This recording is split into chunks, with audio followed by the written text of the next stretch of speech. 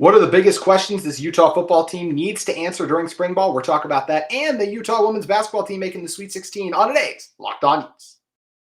You are Locked On Utes, your daily podcast on the Utah Utes. Part of the Locked On Podcast Network. Your team every day.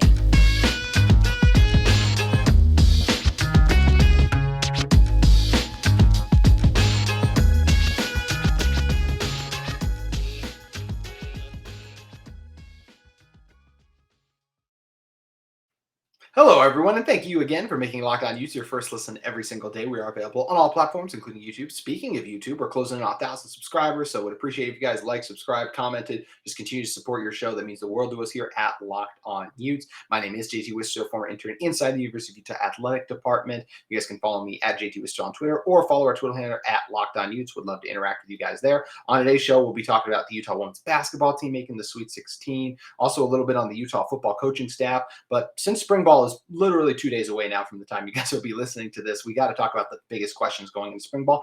And in order to help us do that, it's friend of the show and the former host of this podcast, Bryan Brown. And Bryan, when you talk about Utah football, the biggest question about this team in spring ball for me is who is going to be the starting left tackle? I'm sure everyone's all focused on the backup quarterback battle between Nate Johnson and Bryson Barnes. And there could be a couple of wild cards thrown in there too. But at the end of the day, that's not something I expect to get answered in spring ball. I don't think we'll see that answer till fall camp. Just like last year, I still remember the scrimmage that happened that officially said it, where Bryson Barnes was QB2, Jaquindon was QB3.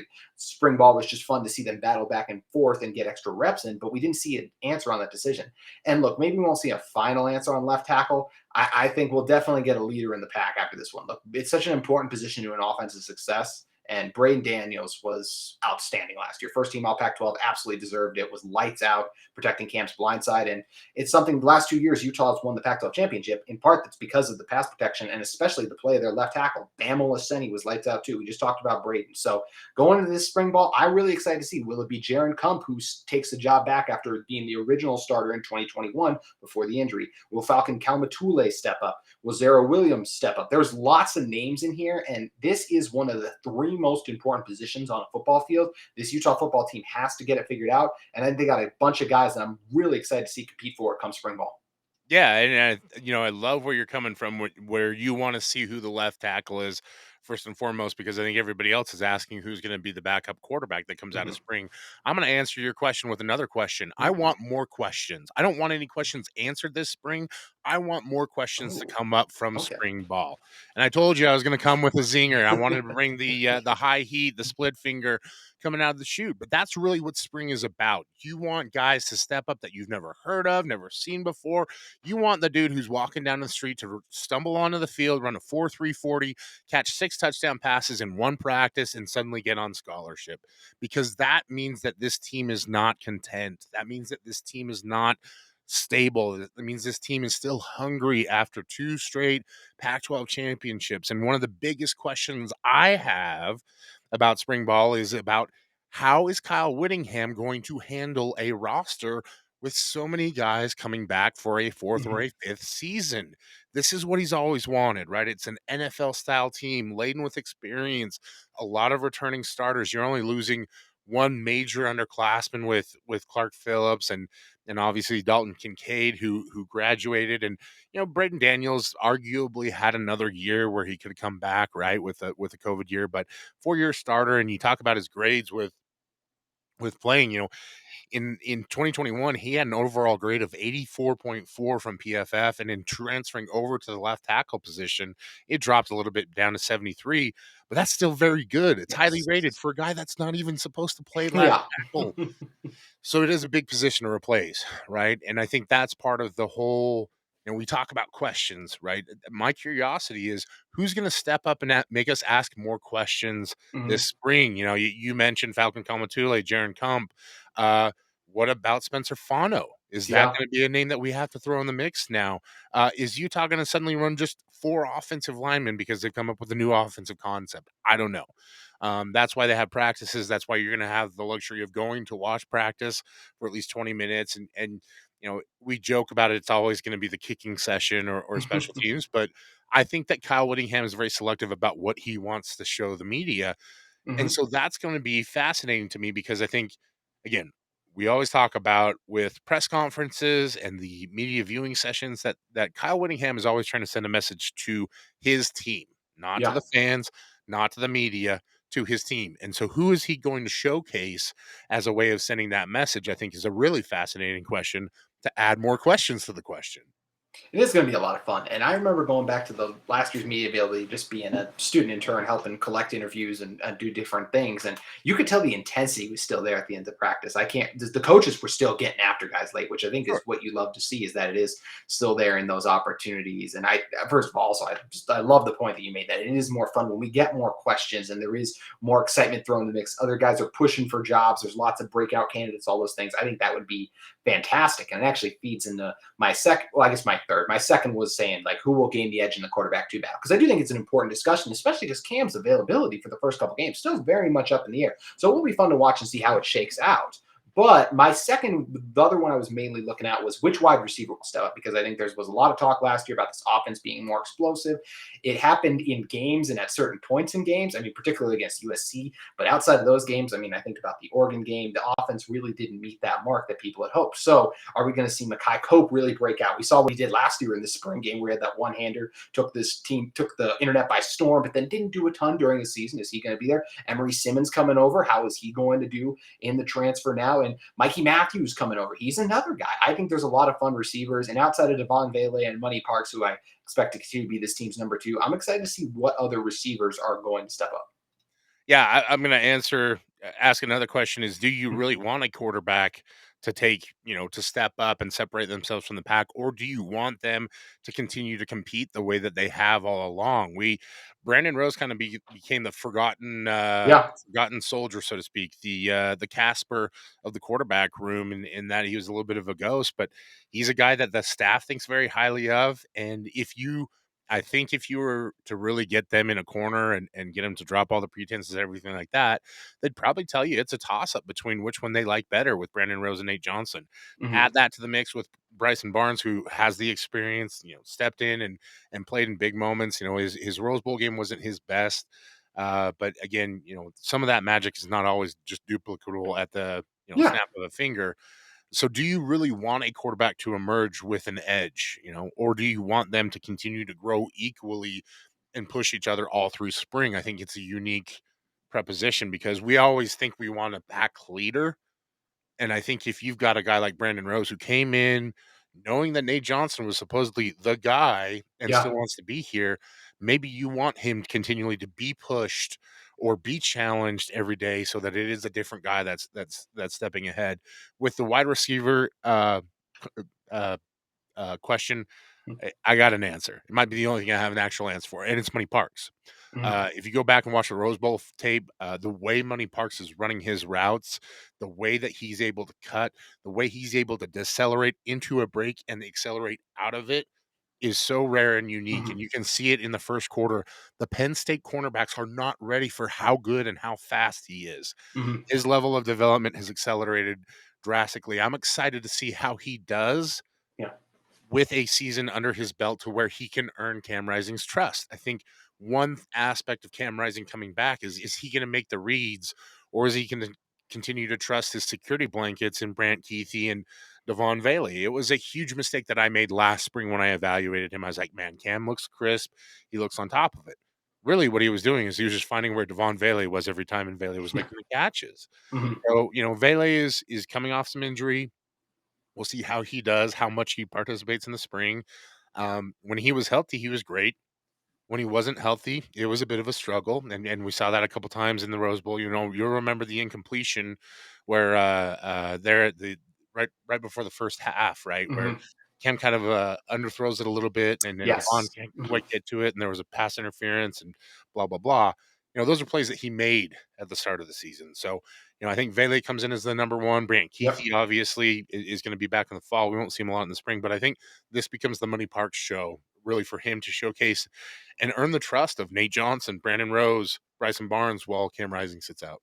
And that would be, I mean, for this to be the Money Park show would be absolutely outstanding. Outside of all the great shirts and things you can make out of saying money in the end zone and Pass all me the the other money. kind of things. Mhm. Yes. Yeah, this is where I park my money at Yes. the end zone. Yeah, yeah. Yeah. The only bank Lots, I trust, Money Parks. yeah. 1000%. And Brian, before I will say one other thing too, before I throw it back to you for something.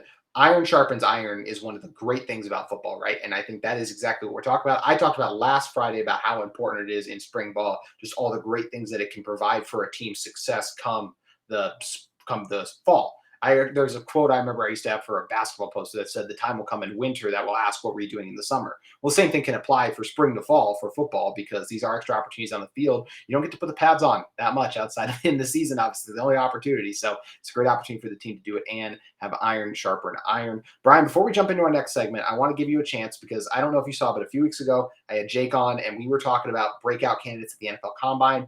I have never seen someone knock a take out of the park like he did, talk about how Blake Freeland would absolutely dominate the Combine. You're talking about guys right now that you're excited that I might have a chance to break out. I want you to name the three guys, because this is what we're going to be doing on tomorrow's Locked On Utes for a little bit of a tease for you guys listeners later. But who are your three guys that you think will be the breakout stars? Teo Johnson, the first one that comes to mind. I think that he's, whether he finds a position on the offensive or the defensive Mm-hmm. side of the ball will kind of be the mystery with him. But I think he ends up being a breakout guy. I think Manir McLean is a guy that Mm-hmm. athletically fits the bill with that. Again, it'll be up to Manir to do the work to really make sure that he solidifies himself on the positional aspect in terms of becoming a true tight end, right? Mm-hmm. The physical stuff, the receiving ability, all that stuff is there. But what I'm very curious about that. And the third is a pretty simple acquisition. I think it's Jaquindon Jackson. Mm-hmm. I'm really excited to see what he does as a true running back, and learning how to read a defense from a running back perspective rather than a quarterback perspective, because it's a different game, right? As a quarterback, you're seeing the entire field.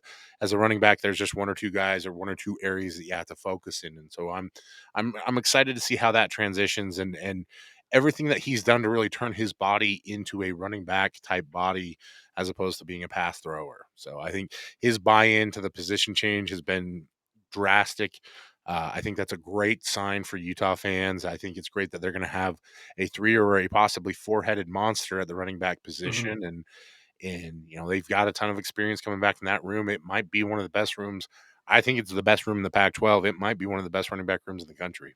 I 100% agree. And I don't think Jaquindon gets enough credit for it. Is look, I know he was a running quarterback, but my gosh, over the course of a season to go through fall camp playing quarterback, to start the season playing quarterback, and then just go, yeah, I'll go running back now. And just to do what he did especially come the close of the season. I mean, we talked about Connor O'Toole's in season development. Connor O'Toole played the end in game one and the final game. Jaquindon came in the Southern Utah game and he was the third string quarterback at that point. For him to then come on the way he did against Colorado, against USC, to have the flash he did against Penn State, truly special. And I think it speaks to why you're talking about this running back room so highly, because it's him, it's Mackay. There's lots of guys that are going to make it really fun and special to watch and see. And you got to be fired up about what this Utah football team is going to be able to do with a great opportunity come spring ball. And part of that comes with the coaching that these guys get. We're going to talk about the Utah coaching staff as it pertains to spring ball in a moment. But first, I want to talk to you guys about our friends at Built Bar. Looking for a delicious treat but don't want all the fat and calories? Then you got to try a Built Bar. We just got through the holidays, and I know my goal is to eat a little healthier this year. If you're like me and you want to eat healthier but don't want to compromise taste, then man, I've just got just the thing for you, as Brian is holding up right there for you guys. Look at that. You got to try Built. With Built, healthy is actually tasty. Seriously, they're so delicious you won't think they're good for you. Perfect for your New Year's resolution. What makes Built so good? Well, for starters, they're all covered in 100% real chocolate. That's right, real chocolate. And they come in unbelievably great flavors like churro, peanut butter brownie, coconut almond. I'm not sure how Built does it, but these bars taste like candy bars while maintaining amazing macros. And what's even better is they are healthy. Only 130 calories and 4 grams of sugar with a whopping 17 grams of protein. And now you don't need to wait around to get a box. For years, we've talked about ordering your Built bars at Built.com. Now you can get them at your local Smith's or Sam's Club. That's right. Head to your nearest Smith's or Sam's Club today and grab yourself a box of Built Bar. You guys can thank me later after you guys have headed over to Smith's or Sam's Club to grab those delicious Built Bars. Also, want to talk to you guys about our friends at UCCU. UCCU is opening a new branch in Vineyard. To celebrate, UCCU is giving away a 2023 Kawasaki Terry x4 UTV. The new branch offers all the benefits of a UCCU branch: multiple driver planes, 24-hour ATM, and UCCU's brand new interactive teller machines, or ITM for short, which provide all the benefits of meeting with a real UCCU professional, either in the branch or right from your vehicle. It's a virtual connection to a remote teller with a highly personalized audio and video connection. So celebrate with UCCU. Enter to win the 2023 Kawasaki Terry x4 UTV. Winners will be announced in April, but the entry deadline is March 31st. You guys just got a couple days left to make sure you guys hit that entry deadline. So just about 2 weeks, actually, by the time you're hearing this, just days left for you to enter to win the 2023 Kawasaki Terry x4 UTV. Stop by UCCU's new branch in Vineyard to enter a win at uccu.com. Hurry, you don't have to even be a member at UCCU to enter, making there no excuse to get in on this, and there's no purchase necessary. UCCU, love where you bank. Brian, come back into this one. Now looking at the Utah coaching staff, I have over the past 2 weeks really previewed with different people. You came on to join me for the defensive line when we have talked about all the different Utah positions. And I think the last thing to talk about is just the coaching staff. One of the great things about this Utah coaching staff is, think about someone like Notre Dame, right? Like they have a new offensive coordinator. That's a big thing you have to install during spring ball. What's nice is Utah doesn't have to do that. Yes, the receivers have to get used to Alvis Whittingham, new receivers coach, but obviously that's the only small change. You got a guy in Emory Simmons who is obviously bought in because he was aligned with the vision that Coach Whitted has. He was his first real addition to the room. So I think that'll be a pretty smooth transition overall. And it's just great that we're in a place with this Utah staff where there's not a lot of change. There's not a lot of turnover. Maybe they'll tweak some things, and we can talk about what they maybe should consider tweaking in a moment. But just great to have everyone back pretty much on both sides of the ball. Continuity is key, right? It allows you to continue to build the culture that's already been established there without having to generate a resume, so to speak. And Mhm. I mean, for people who have listened to Locked On Utes for years, they understand why I'm here. For somebody who's tuning in this week, they're like, "Who the heck is this goofy-looking red-haired dude in a green or blue shirt?" Depending on how you see things. That's a big thing. They Mhm. have to listen to me talk and figure out why it is that I'm showing up and everything like that, and they don't know my history. Uh, Same thing is true with coaches in a room. They have to earn that credit. They have to present their resume every single day in terms of presenting their knowledge, helping these guys grow and improve. I think when Coach Bumpus came in, he had the benefit of having Britton Covey in that room who was actively campaigning for him because Mhm. Britton knew how good a coach he was. Coach Whitted, he's going to have some work to do, right? He's going to have Mhm. to get some buy-in from his guys. You mentioned Emery as a guy that likely has that buy-in. Emery's dealing with a lot, right? Mhm. New surroundings, new system, new coach, new teammates, new footballs, new pads, new helmets, Mhm. new jerseys. It's even a new color red, right? Mhm. So all that stuff is going to be tough on him. For it's up to the guys in that room to make him A, feel comfortable, and B, make the transition simply. In all the other rooms, guys know what to expect, and really what it's about is it's about guys like Zero Way Williams stepping up to the block Mhm. and earning a spot because he knows how to do it. Same with Tyler Knock, a guy who's been in the program. He knows what his coach expects. He knows that his coach has his back. How is he going to approach every single day, stride for stride, coming out and giving his best effort? For the defensive line, they've done a full year now with Coach Ellis, and Samote Pepin Mhm. knows to stay away from the cookies when he brings them in. And likewise, the coaching staff knows that maybe if he's a few pounds over 340, we can still play Samote because he's going to Yeah, get the job done. exactly. So it's the things that we always talk about the devil you know is better than the devil you don't. We know a lot about these devils, so to speak, right? We know what their strengths and their weaknesses are. And so for that group, it takes away a lot of time in terms of trying to sift through and know who guys are or know what coaches are and what coaches are capable of, and allows them to focus on the things that maybe they haven't done as well in areas where they need to grow. Mhm. Absolutely. And it is such a great thing, once again, that this team has so much continuity coming back to it to be able to help them out and assist them Yeah. in that regard. It's a double-edged sword in some respects, right? Mhm. So you love the continuity, you love the fact that Kyle Whittingham's been there for 20 years. Are they talented enough as coaches? Are they dedicated enough to dig deep and really challenge themselves? or does this give them a sense of security to a degree to where that maybe they keep things the same? We've talked about it. Utah has an opportunity with this team to maybe do some things differently and introduce some more technically advanced philosophies or schematic advantages in terms of plays and things like that. And I believe Andy Ludwig kind of mentioned that they're going to tweak the playbook a little bit Hmm. because they have an experienced group. How does this staff handle that, and how do they challenge themselves every single day because they've been there for a while? I think anybody who's listening to this is married knows that you're 5, 6, 7 in the marriage, things maybe get a little stale in some areas. What are you going to do on an everyday basis to make sure your spouse still falls in love with you, right? Same with this coaching staff. What are they going to Hmm. do on a daily basis to make sure that their players still fall in love with them?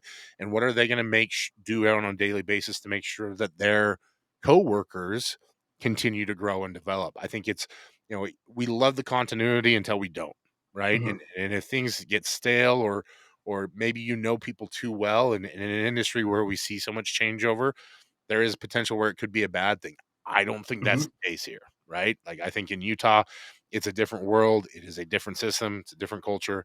And I think that plays to their advantage, especially going into the Pac-12. 1000%. And it's something that's going to be fun to see how they all work together. And you mentioned the tweaks. I think that'll be the interesting thing. What are they looking to tweak? I think for me, what I think they're going to be looking to tweak is the offense, just trying to make it a little more explosive. Having a guy like Money Parks, who last year we were talking about this group's going to be more explosive, but it's like, well, there's not a burner really. I think that was the one mistake we all kind of made. It was like, well, Money could be the guy, Mackay could be, but Money didn't emerge until later in the season. I think what's nice is you got him coming in off last season's momentum. So I do expect them to be able to open the offense up a little bit. Bryan, if they run the ball on 3rd and long more times than one this season, I will be bald. I'm already heading that way, but I will pull the rest of my hair out if that continues. So, Andy, if you do ever watch this show, please don't run the ball on 3rd and long. I know it's a long time away from the start of the season, but please don't do that. And then I think the big thing defensively is just, once again, kind of what they figured out late in the season. Don't be afraid to get exotic, throw different fronts out there, because to your point, what you talked about when we talked about the defensive line, the mayor of Sac Lake City, at least as we sit right now, maybe Jonah makes a jump, something like that. At the moment, he's not on this roster. So what do you have to do? You have to get creative. You can't just let Caleb Williams have 8 seconds in the pocket and then run for 50 yards every time. You have to get creative and bring different things and really unlock different packages. Let some of your speedy linebackers get to work and get back there. I think, to me, those are the changes I look to be made kind of going into the season rather than had to be made so late in the season that really helped this team out. Yeah, I think it's twofold. I think one is getting your new players acclimated to their new Mhm. positions, right? Teo Johnson listed on the roster as a corner. We have Mickey Sukunduranga listed as a tight end. So you want to make sure that those guys get acclimated quickly, and that helps. I think schematically, you make a great point on the Utah offense. They need to be more explosive, right? And it needs to be more consistent. I think part of it is schematically, you want to make sure that all 11 guys are executing their job at the same time, because every play they have designed and called will be so well researched and so well analyzed by this staff that it should, 8 times out of 10, 7 times out of 10, be the right call to get Utah a big play. If you can hit on 7 out of 10 plays, that's going to put you into the national Mhm. championship game. I'll just say it right now. Utah's offense was good enough, I think, at times to be a playoff level offense. The defense at times, I think, looked a little bit weaker, but what the difference was is that that offense just never had the explosive firepower. So you talk about versatility in terms of front on defense. I think really what it's about is you got to get guys ready right now to technically be prepared for it, to mentally be prepared for it, and to have the knowledge base schematically to know what to do when they see a different variety of looks. And so spring, it's about fundamentals, right? You're establishing these guys so they know every single little basic thing that they need to do across the board for your easy plays. And then what it becomes about offensively, I think, is using your motion to your advantage and maybe throwing people off a little bit in terms of how you've motioned in the past, right? So it's little tiny tweaks. I don't think we're going to see a ton more of Yep. 4 and 5 wide sets. That's just not Utah's thing. Mhm. um Maybe they'll be a little bit more versatile with how they use their personnel groupings. I think that's one thing that if I look back at the season, there were times where they were putting Logan Kendall out as a flex wide receiver, and there's no need to do that when you're coming out of the Mhm. huddle. Yeah. So I think those are the things that I look at for that offense, that if you put a Money Parks or Devon Vele in there, or even a Sidney Bannister at that position instead of Logan Kendall, it changes how the defense plays, right? And so I think that alone could be enough to make an explosive play. Defensively, I want to see Morgan Scally get more in his bag, where it's not so much the second time around that he takes some risks. I'd like to see him take some more risks the first time around and not be Mhm. so protective, I think, of these guys at sometimes. I think Utah is very adamant about making sure that they have fundamentally sound football players. I'd like to see a few guys kind of get out there and make some mistakes in some exotic situations. And I'm not talking about, the kind of exotic that everybody's going to automatically think of. I want to see a lot more of that 3-3-5 looking set that Utah Mhm. has, and getting some versatility. You've got some amazing safety talent. Who's going to be the guy that that's the post safety? Who's going to be your alley safety? How are you going to use Sione Vaki, who we've seen play a lot of nickel in that kind of position? How are you going to use him in a more versatile sense, as he's really starting to nail down the technique? I think those are all really fascinating questions. I don't have the answers. I wish I did. If I did, I probably would be taking the job at USC away from Alex Grinch. But I think Yeah. that's that's the that's what this coaching staff is tasked with, is getting these guys developed so they can do a lot more of that kind of stuff. How long has Alex Grinch even been? He's been hailed as like a defensive guru for a while, and under Lincoln, he has never turned that defense around. I mean, we're going on like 5 years now, and they continue to be where exactly they've been. Yeah, I don't know, man. Like, I It's think crazy. he had one good season under Mike Leach, and apparently that was enough. But Yeah. especially with those air raid guys, it can be a very tight knit group, and there's some reason that Lincoln keeps going back to the barrel with Grinch, and Mhm. maybe this is the season where we really see it come to I fruition. I mean, know they got some Utah fans. talented guys back there. We know that. Yeah, and I know Utah fans don't want to hear that from me, especially because they love the fact that they own USC right now. They definitely do. That's one that's, man, that's still fascinating to think. I wonder just how that game's going to play out. It's what makes the season so exciting. And the arrival of spring ball means we're getting closer to it. But you know what else is really exciting? The Utah women's basketball team. We're going to come back and talk about them in a second as they officially reached the Sweet 16 now. Crazy to say it out loud, but it is incoming. We're going to talk about them in a second. But first, I want to talk to you guys about our friends at FanDuel Sportsbook. The tournament is heating up, and now is the perfect time to download FanDuel, America's #1 sportsbook, because new customers get a no-sweat first bet up to $1,000.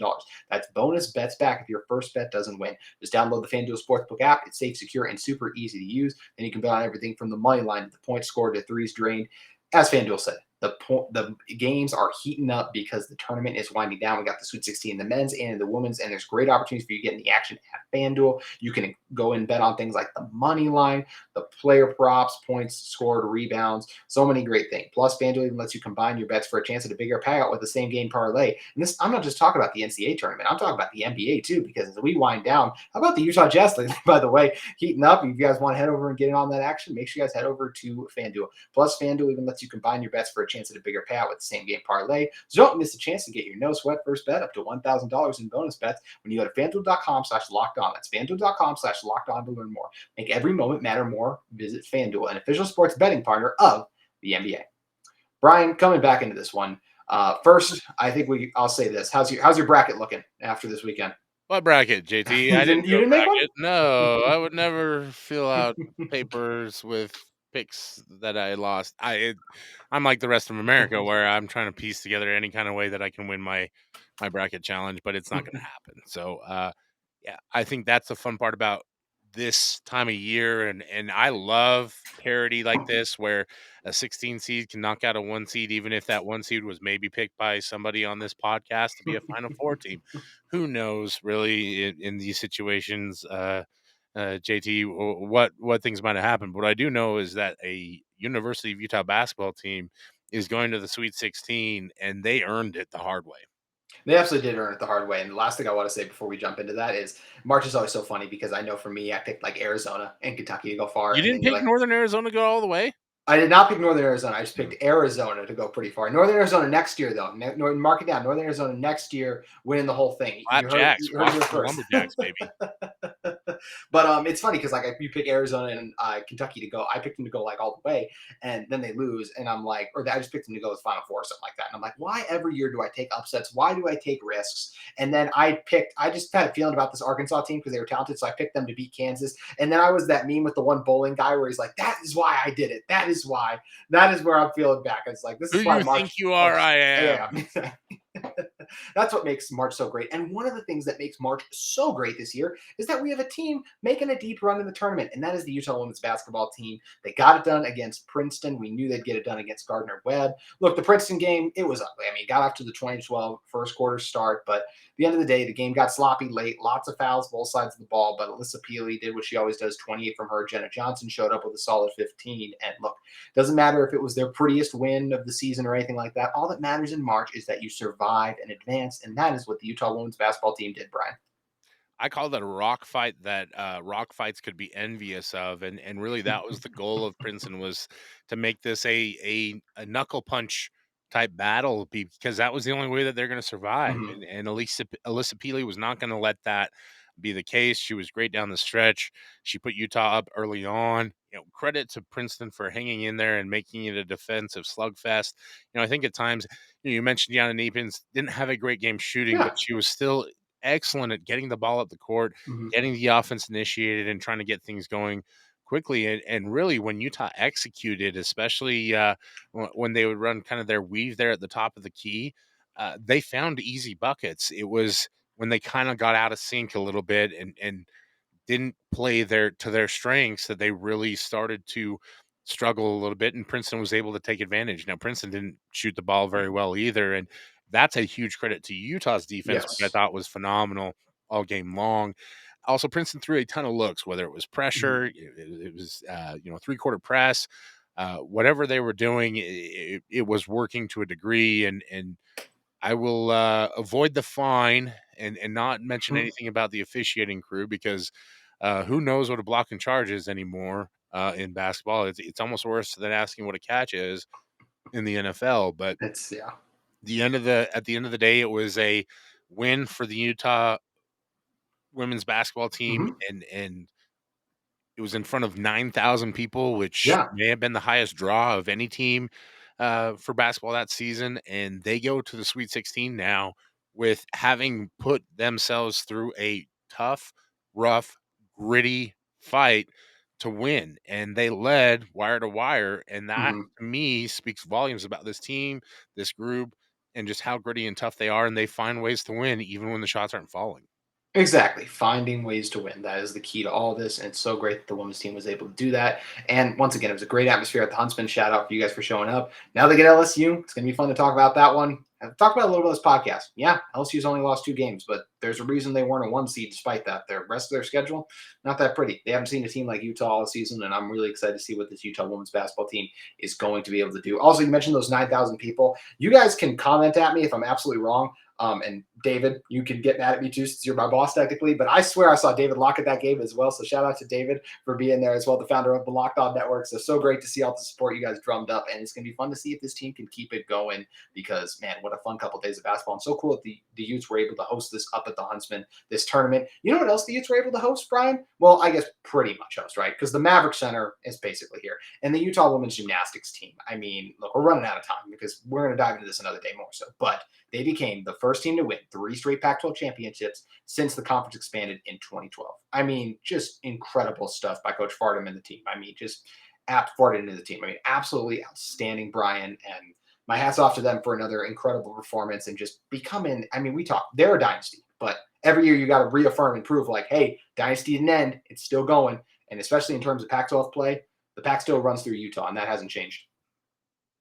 It hasn't, and this is a finely tuned outfit for sure. They don't flinch in the face of competition when it comes to the Pac-12, and Coach Farden has done a great job of carrying on the legacy. But I think even more so than that, it's about the group of women that go out and compete all the time in a sport that really makes competing a struggle. They have to deal with judges and the flaws and fallacies of that whole system, and it is such a I don't want to say nitpicky sport, but a specific sport to where it has to appear a certain way. So even if you do execute, sometimes it doesn't appear that way to somebody else. And to have that kind of grit and toughness to fight through and constantly perform the way they do, it is I could never be a gymnast for that reason, Are you JT. sure? I need the ball to go in the hoop.